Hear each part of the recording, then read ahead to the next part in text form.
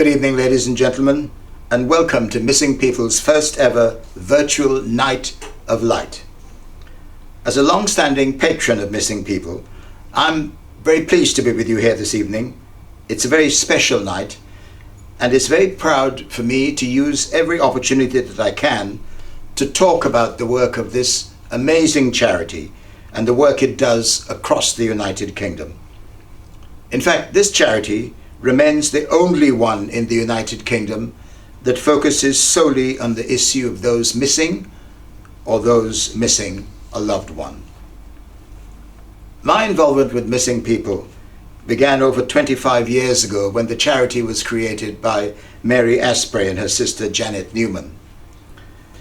And while huge strides have been made around the issue of missing since that time, the number of people seeing this as their only option remains astonishingly high. In 2020, that number was, would you believe it, 176,000. That's truly shocking. The reasons people go missing are complex, but no one saw what was coming when, nearly a year ago tonight, the country went into its first lockdown and the COVID-19 pandemic took hold. As you just saw in the video, Missing People received hundreds of calls as the reasons for missing due to COVID-19 suddenly became far more complicated. Calls came from those infected, afraid of putting loved ones at risk, sudden loss of income creating financial hardships that were too difficult to face, those under lockdown in homes where they were vulnerable and at risk of harm, and others whose mental health was negatively affected, and of course by the COVID lockdown. And the list goes on and on and on. Added to this increased pressure of rising calls for support was a devastating loss of income, making 2020 Missing People's most difficult period in its history. The economic setbacks wrought by the pandemic and the loss of key events and fundraisers, such as our annual gala, which we once relied upon for necessary funding, meant that the charity had to rethink, to restructure, and to create new means of raising much needed income. Which brings us here tonight to Missing People's first ever virtual Night of Light. So, and I hardly think it needs stressing, but the hard work of missing people requires a fair amount of money to keep the charity going. In fact, we need lots of it. So tonight, as you're watching, please give as generously as you can to ensure that every missing person is found safe and well, and that the important work of missing people continues for those who desperately need this lifeline that only this charity can provide. So, from all of us here, stay safe, and thank you so much for joining us tonight.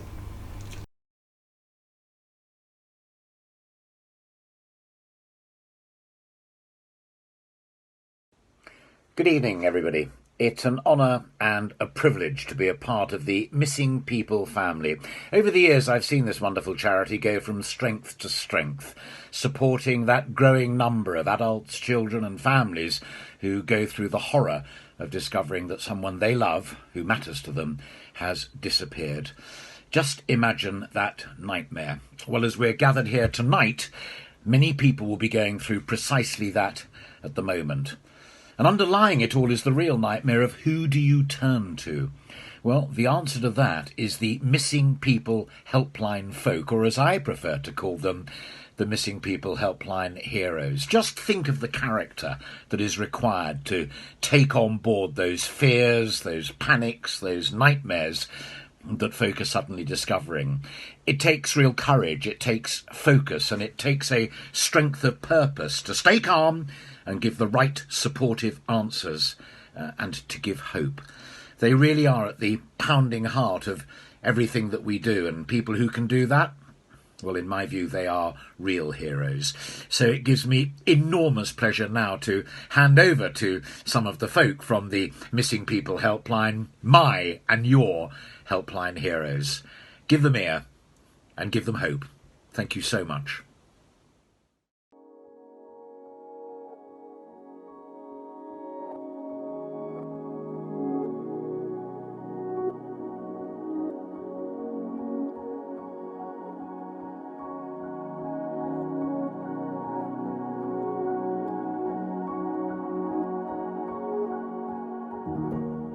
How could things be worse for you when your loved one is missing? Answer: when they go missing in the middle of a global pandemic. Lockdown has been hard for everybody, and we all wonder if we're ever going to see our loved ones again. But people who have a loved one missing feel that way all the time. I think there's so much that's been kind of taken away that people use as a source of support right now. And I think that's been the big impact. And I'm really proud that as Missing People, we've been able to respond and create a social space for families to meet once a week, to think actually we need to be here in this time because there's going to be so much worries for them.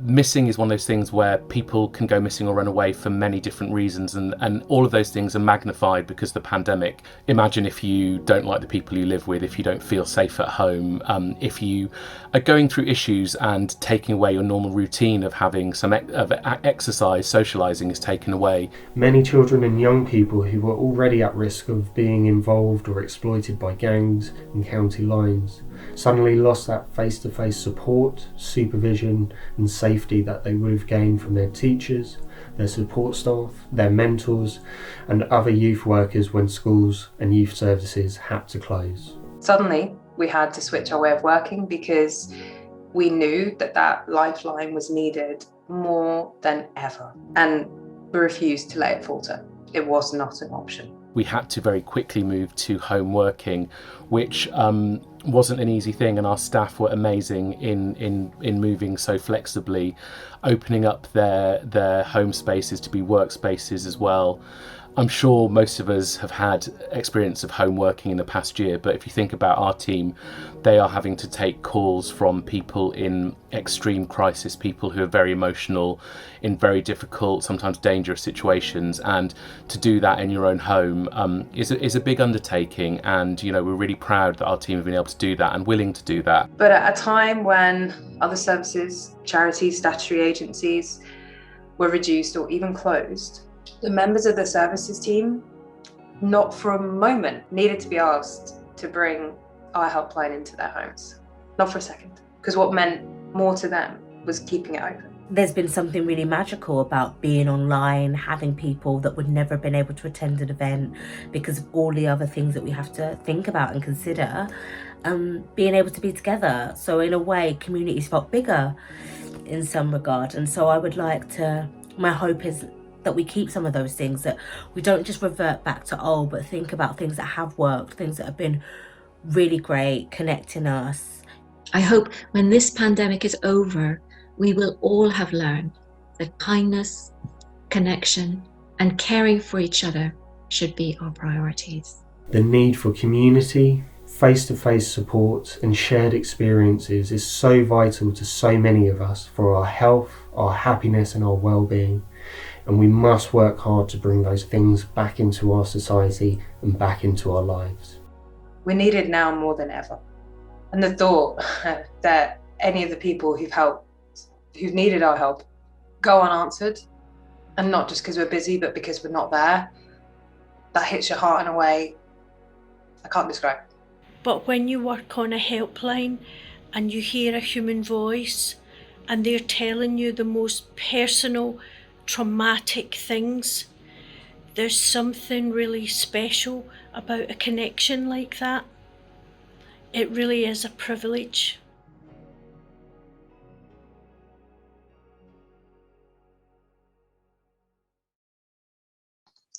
Good evening, everyone, and thank you for joining us tonight. It's a privilege and a pleasure to welcome you to our first ever virtual Night of Light and to hear from some of our helpline heroes. And thank you, Alistair, for introducing them so brilliantly. It gives me great comfort to know that our team are there right now. Before becoming the Chief Exec of Missing People, I was a helplines manager for many years. And I know what it feels like to be at the end of the line, supporting someone who is missing or a family missing a loved one.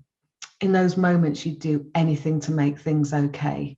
But all you really have in that moment are the power of your words. Words that you hope will bring calm, words that you hope will bring comfort, words that you hope will ease the pain.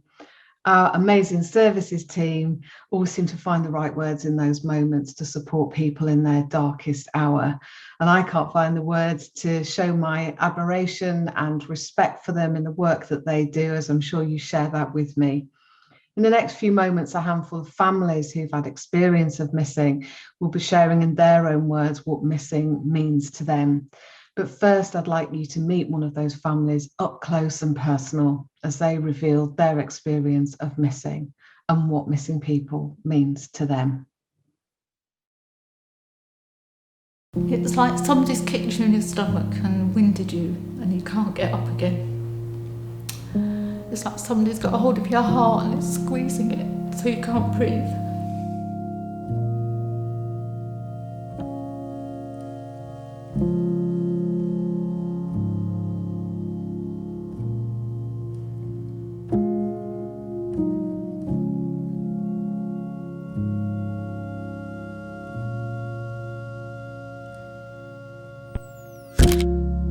Anthony went missing on the 27th of May 2012, so 8.5 years ago.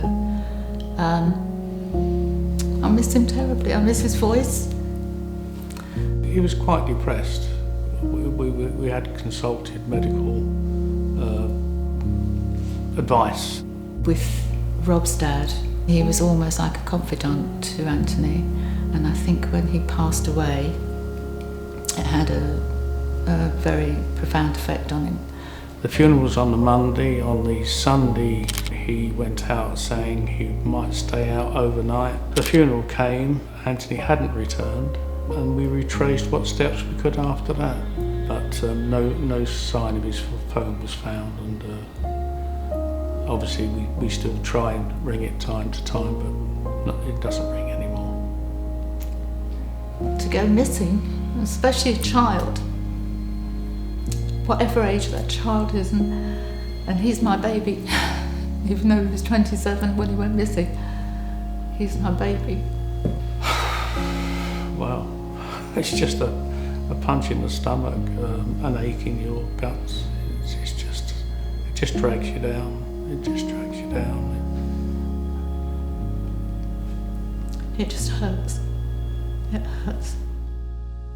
Missing people are there 24/7 for families like us. I mean, it's through them that we're here now today talking to you. So this promotes our case and hopefully other missing people cases too.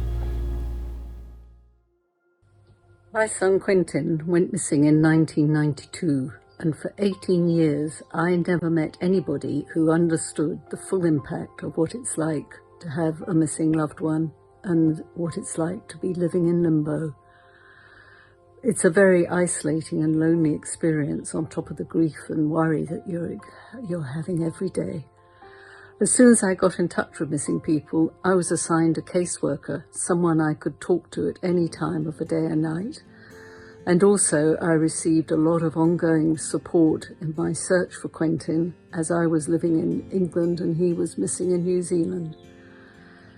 Over the years, I've built up a really good circle of friends, both for staff and fellow family members in missing people, and without them, my life would be a lot darker, a lot lonelier, and a lot more difficult. Thank you, missing people, for always being there. My son went missing in 1996. When he went missing, I didn't know where to turn.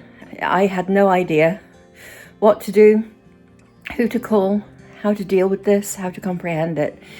And having that calm, reassuring voice at the end of the phone and the support that they offered was invaluable. I cannot tell you. Just having that person there to speak to means such a lot. So I just want to say a huge thank you to Missing People for being there for me now for 24 years. Thanks. My mum Sandra was missing for a month in 2013 before we found her body. It was the worst month of my life. It was incredibly isolating, particularly at that time in my late 20s when most people I knew hadn't experienced any sort of loss, let alone an ambiguous loss like someone going missing. But the charity Missing People were there for me that entire time. I'm incredibly grateful to the helpline team who were there for me any moment of the day, even getting counselling for me when I wasn't able to get it from anywhere else. Thank you so much, helpline team. You were a lifeline for me and my family. In 1988, my 15-year-old son Lee went to Sutton, but he never returned home. Lee has been missing for over 32 years. I'm immensely grateful to Missing People's Helpline team for their support in generating media interest in Lee's case, resulting in numerous appeals, spreading awareness of Lee's disappearance, keeping hope alive that one day we will discover what happened to my dear son Lee.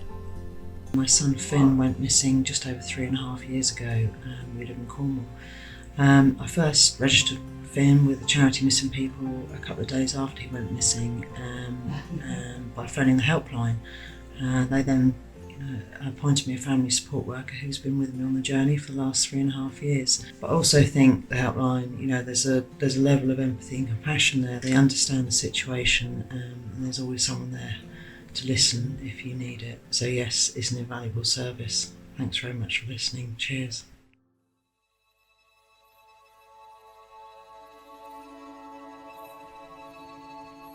I'm here waiting through the days, the months and years, always searching in the darkness through the tears. Rolling thunder,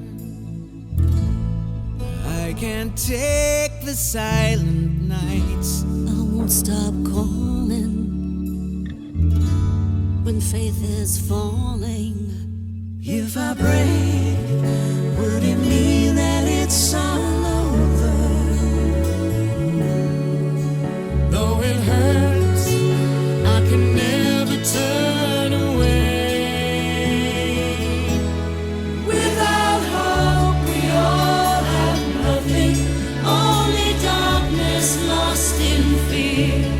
I will hold on to tomorrow when I will have you near. I hope the world keeps turning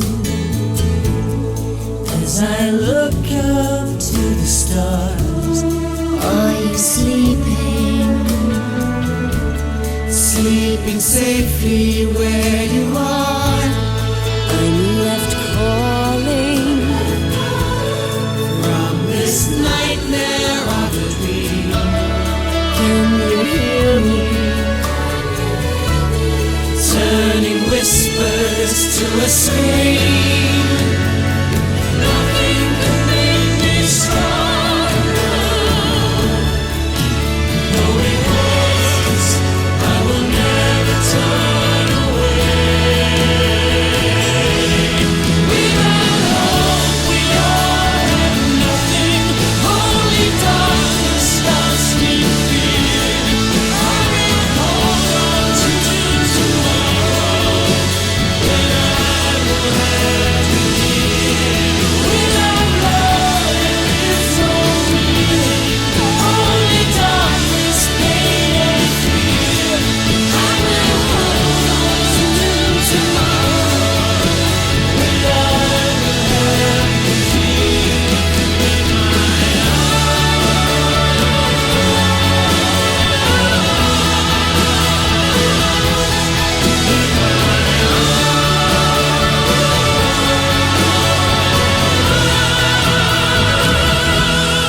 in my we all have nothing, only darkness lost in fear.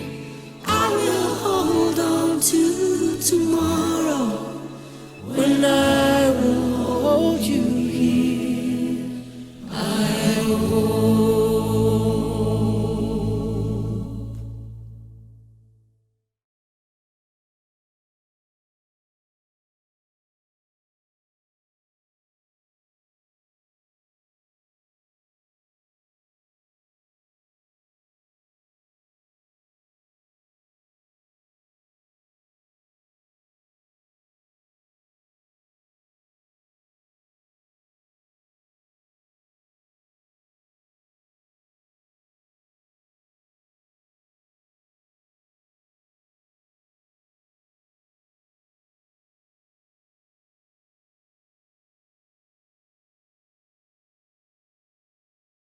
Good evening, everyone. As a patron of the charity, I'm so proud to join you tonight.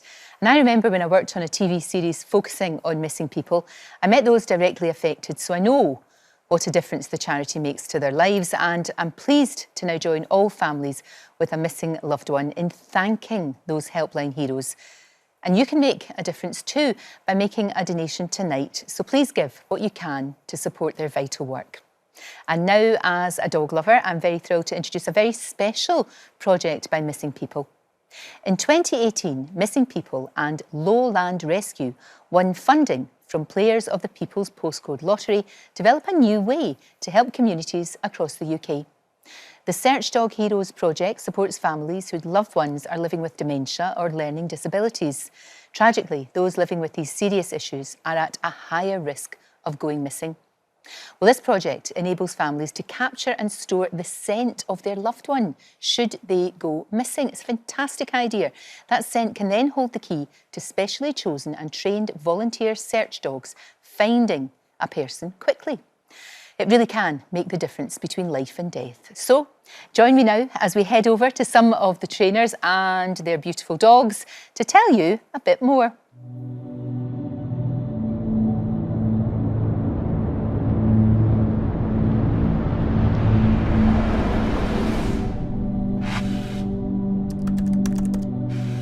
The Search Dog Hero project is a project that was set up in partnership with Missing People, and that was to find and train a number of dogs to do a specific skill set for search and rescue, which is called trailing. They will follow the scent of a specific person, so if a person's gone missing, for example, the dog can take the scent of that person from an item of clothing and can then follow the trail of where that person has gone from. I very much enjoy doing it. Hush will be my 5th search and rescue dog, but he is the first dog that I'm training as part of the Dream Fund that's enabled us to particularly hone this particular skill.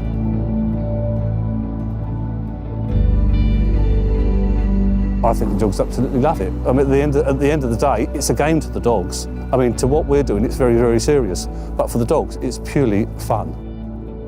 There's a great sense of reward from being able to go and look for somebody who's particularly vulnerable. I think really the base level for everybody is exactly that. If it was their loved one that had gone missing, they would want to know that there were people out there looking for them and able to hopefully bring them home safe and well.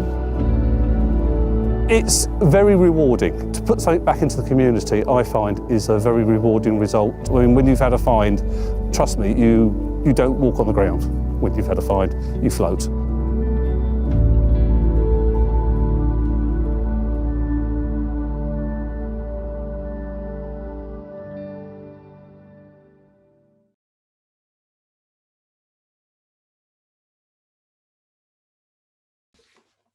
Hello everyone, I'm Nicky Campbell, and it is a real privilege to introduce the first ever virtual fundraiser for missing people.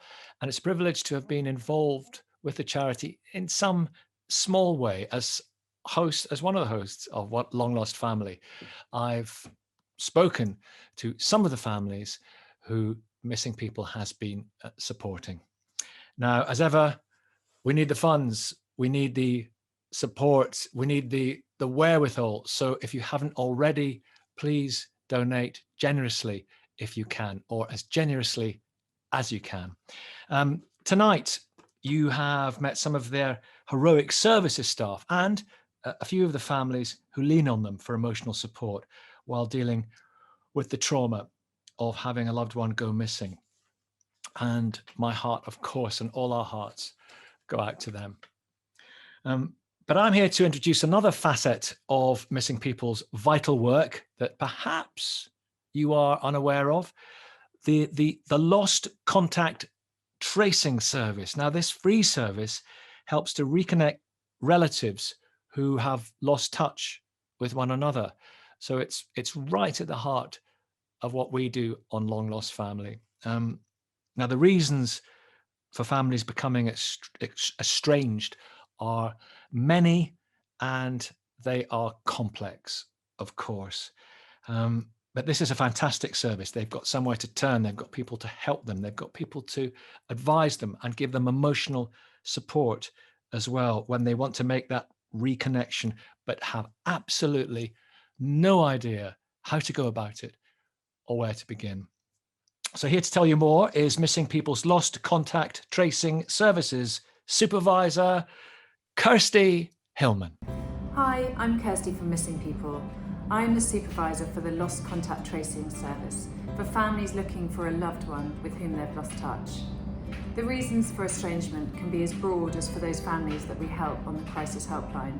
It can vary from mental health, physical health, bereavement, separation, addiction, debt, coercion, the list goes on. I'd like to share a story of hope.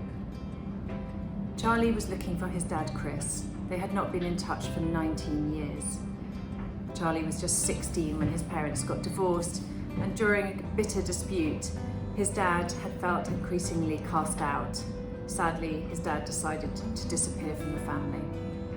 Over the years, Charlie hadn't given up hope. He'd looked for his dad, but his life had been busy. He had a full-on career as a police officer. It was only when he had his first child that he decided he wanted to do everything he could to tell his dad that he was now, in fact, a grandfather. Charlie came to us and asked us to search. We took on the search, and within weeks we had a trace for Chris. And just a number of days later, Chris called the helpline. Chris was extremely nervous and quite anxious about what Charlie might say after all these years, but he was absolutely elated that Charlie had looked for him and found him. Because he was so nervous, we agreed to start by sending a message from Charlie to his dad, and Charlie very kindly has agreed for me to share this with you today. Dear Dad, I'm absolutely certain this will come like a bolt from the blue. I have thought about you every day since I last saw you. I was so young back then, a confused and hurt teenager who was nothing short of devastated following the breakup of his parents' marriage. I was angry about a lot of things. I was angry with you and Mum, angry at the world. I want you to know that I love you, Dad. have always loved you. No matter what, you are my dad and gave me the best memories of my life. All of my good memories have you in them. I thought that I would tell you I've had a son and you would absolutely adore him. I hope that we can speak soon and reconnect, Dad. You don't need to be scared. I just want you back in my life forever. I have missed you so, so much. You are loved, Dad. You were always loved. Charlie.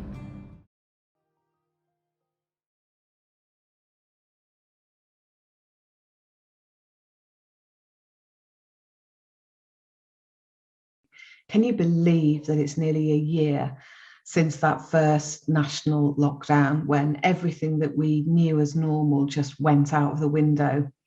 Immediately our events were cancelled, we had to close our offices, and we had to work out how to deliver our national services from people's homes. We adapted, as everyone here has had to adapt over this last year, and the charity has survived. And thanks to the tenacity of our fundraising team, and thanks to many of our supporters and benefactors for helping us get through this time. Well, nothing really beats being together in real life, does it? I'm so glad that you've joined us in this virtual world. And at Missing People, we've had to rapidly develop our digital way of being to make sure that we've been able to provide support to everyone that's needed it. And I hope that you've been inspired and moved by what you've seen so far this evening. Despite the biggest obstacles the charity has faced in its 28 years, we've been determined to keep the lights on. As glimmers of hope are now emerging for going back to some kind of normal, I'm really conscious that many of the families that we know that have somebody missing won't be going back to normal to be seeing their missing loved ones. When someone you love has disappeared, it's an ambiguous loss. Someone's physically not there, psychologically present, and every day people need help and support to get them through that. While watching the US presidential inauguration recently, I was so impressed with the poet Amanda Gorman. Her words resonated around the world. Her message at the end of The Hill We Climb was, "For there is always light if only we are brave enough to see it, if only we are brave enough to be it." I can think of no better message for all of us on this night of light.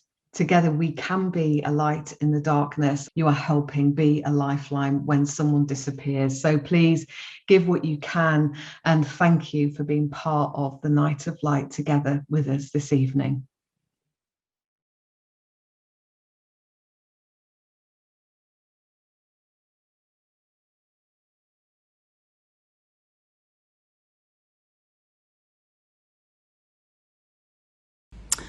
Hello everybody. Right, okay, this is actually a really sad message. You may remember that right at the beginning of lockdown, my daughter Maddie's friend Owen Harding, who was just 16 at the time, he's turned 17 now, during lockdown, went missing. And huge efforts have been made, but he hasn't been found as yet. And I don't know Owen, I've never met Owen. He's a friend of my daughter's, but just from a mother's perspective, I found the whole thing totally heartbreaking. And in fact, now I'm working with Missing People because I had no idea how many people go missing every year, and the horrendous impact that has on family and friends. Again, I'm just welling up because just totally from a mother's point of view, as I say, I don't know Owen, and I've never met his family.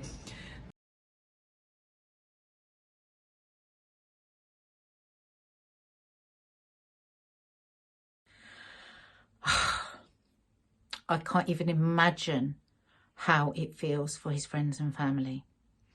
Now, since Owen went missing, Missing People have been giving his friends and family emotional support while they search for the many answers to their questions. The work that Missing People do is invaluable. It's vital for all those families like Owen's who are hanging in this horrendous limbo as they wait to find out about their loved ones. And they continue support for as long as it's needed. I really, really am reaching out to you and asking you to donate whatever you can to help them continue on with this work. And without further ado, I am extremely honoured to introduce Stella Harding. Sorry,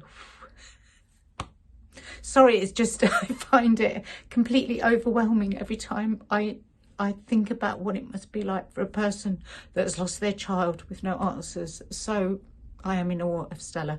I've tried to do this film a number of times without welling up, and I can't actually manage it. So there you go. I've welled up again. I'm a mum putting myself in another mum's place, a parent putting myself in another parent's place, and I can't imagine it. So it gives me a great honour. It is a great honour to now introduce Stella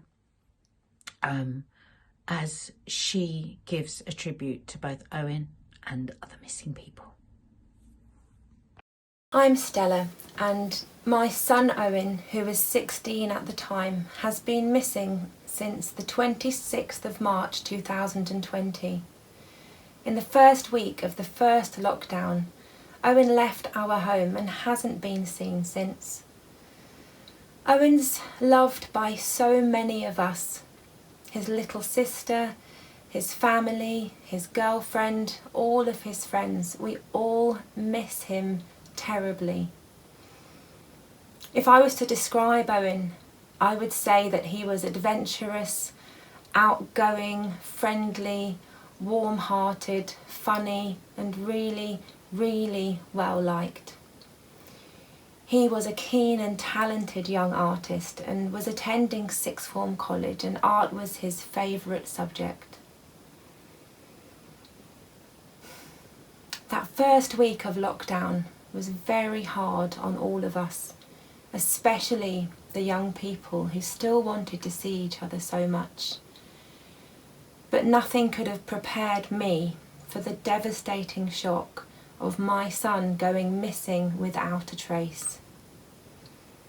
From the start of this excruciating ordeal, Missing People Charity have been an anchor for me and my community.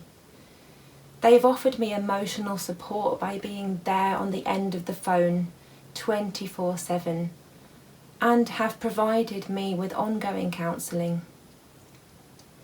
Missing People Charity are always there as a source of help and information for all of those affected by missing loved ones. Music has always been a great comfort to me, and my boyfriend Sonny has written a song, May You Find Your Way Home. It's a tribute for our beloved Owen and for all of those who are missing. We really hope it can bring some comfort to families like ours who are hoping and waiting for their loved ones to find their way home.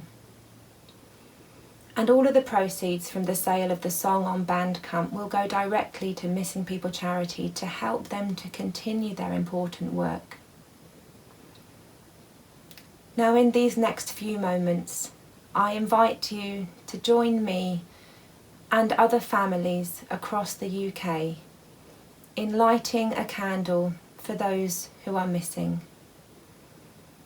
Together, we can create a true night of light.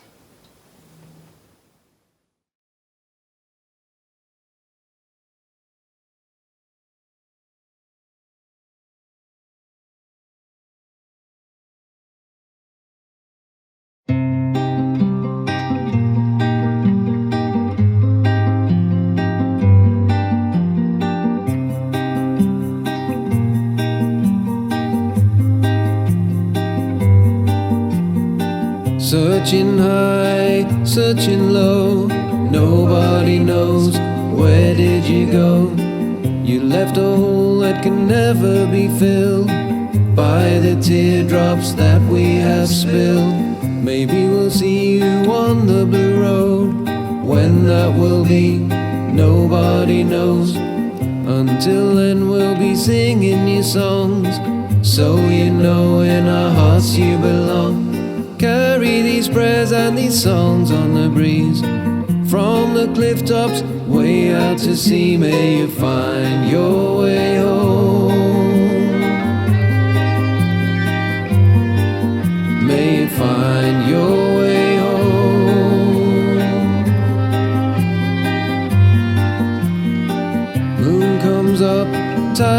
and flow.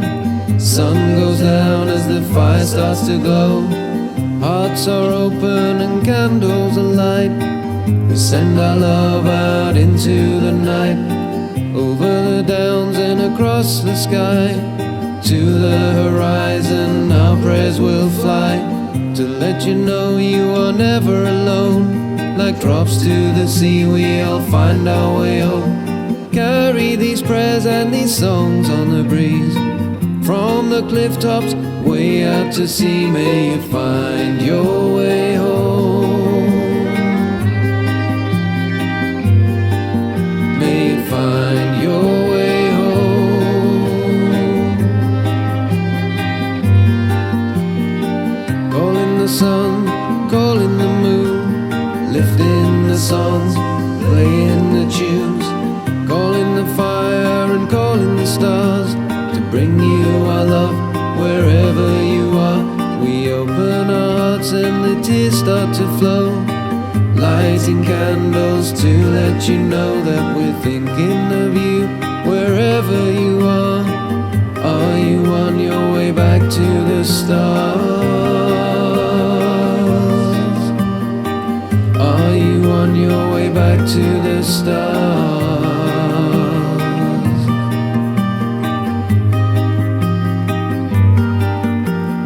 Carry these prayers and these songs on the breeze. From the cliff tops way out to sea, may you find your way home. May you find your way home. May you find your way home.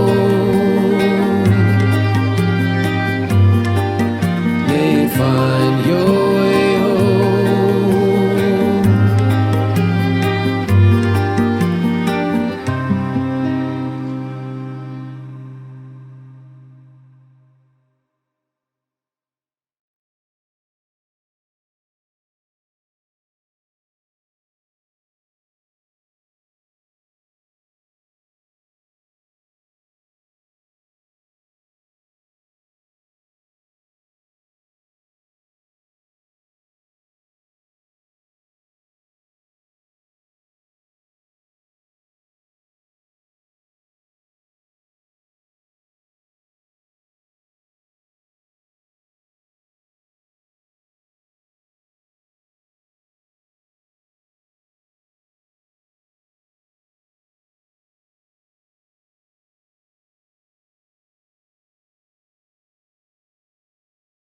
I hope tonight's given you a real insight into the world of missing and the work of the charity. Thanks to our co-hosts this evening, to Sir Trevor MacDonald, to Alistair Stewart, to Nikki Campbell, to Lorraine Kelly and Nadia Suala. A heartfelt thank you to Rob and Julie Stammers and to Stella Harding and all of the families that speak so courageously about something that's so painful. I'd also like to thank our corporate supporters, to HG Capital, to LexisNexis Risk Solutions, to the People's Postcode Lottery for their contribution towards many of the films and their words this evening. And thanks to our long-standing supporters for being with us through this, to Stephen and Mandy, Paul and Selena, Paul and Jane, Richie and Anna, Stuart, Tom, Richard and Leslie Lockwood, and Matthew and Claire. As well as a big thanks to our trustees, our fundraising and young professionals board, our leading lights, and the people, individuals and businesses that support us throughout the year. I know with friends like you as supporters of the charity, that Missing People is in good hands. And for that, I'm truly grateful. Thank you and have a good rest of the evening.